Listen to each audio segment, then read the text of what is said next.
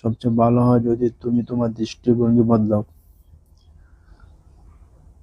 আমাকে সমস্যা ভেবে দোষারোপ করা বন্ধ করো। যদি তুমি ভাবো সমস্যাটা আমার বা আমি, তাহলে তোমার ভাবনা অনুযায়ী আমাকে পাল্টাতে হবে।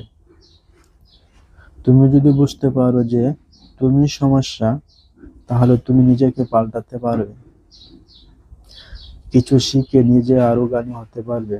বেশিরভাগ লোকই চায় পৃথিবীর সবটাই পাল্টে যাক, তারা নিজেরা বদলাতে চায় না। আমি তোমায় বলছি, অন্যদের চেয়ে নিজেকে পরিবর্তন করা অনেক সোজা। আমি বুঝতে পারছি না, আমি বললাম। তোমার সমস্যার জন্য আমাকে দোষ দিও না, ধনী বাবা অধৈর্য হয়ে বললেন। কিন্তু আপনি আমাকে শুধু 10 টাকা দিচ্ছেন, তাহলে তুমি কি শিখলে? ধনী ভাই মৃদু এসে জিজ্ঞাসা করলেন যে আপনি একজন বাজে লোক। দেখো, তুমি ভাবছো তোমার সমস্যা। ধনী বাবা বললেন, কিন্তু সেটা তো ঠিকই।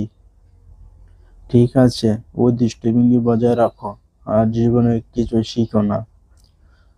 তোমার দৃষ্টিভঙ্গিতে যদি আমি সমস্যা হই, তবে তোমার কি বিকল্প আছে?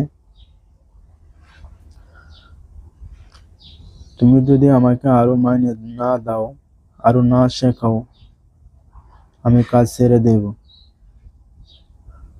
ভালো বলছ, ধনী বাবা বললেন।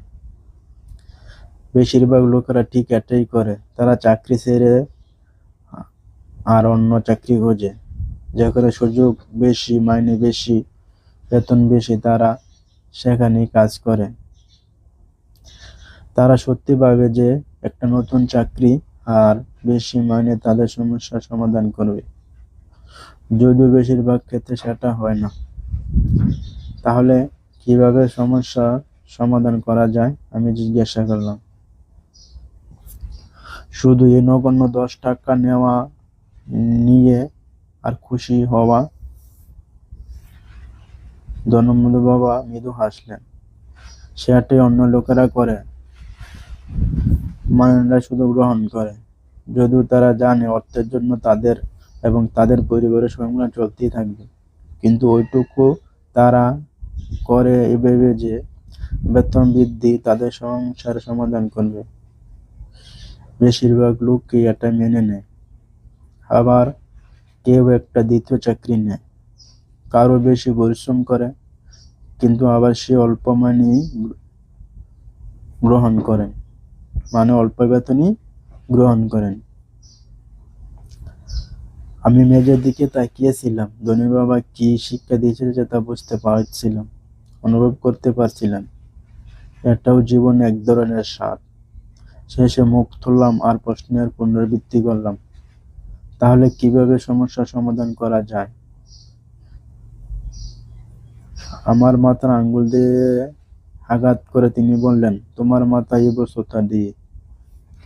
সেই মুহূর্তে আমার ধর্মের বাবা আমাকে এমন এক দৃষ্টিভঙ্গি দিলেন যা তার সফলতার কেন্দ্রবিন্দু, যা তাকে তার সমস্ত কর্মচারী এবং আমার নির্ধন বাবা থেকে আলাদা করেছে, যা শেষ অবধি তাকে কুমিল্লার সবচেয়ে ধনীদের মধ্যে একজন করে তুলেছে।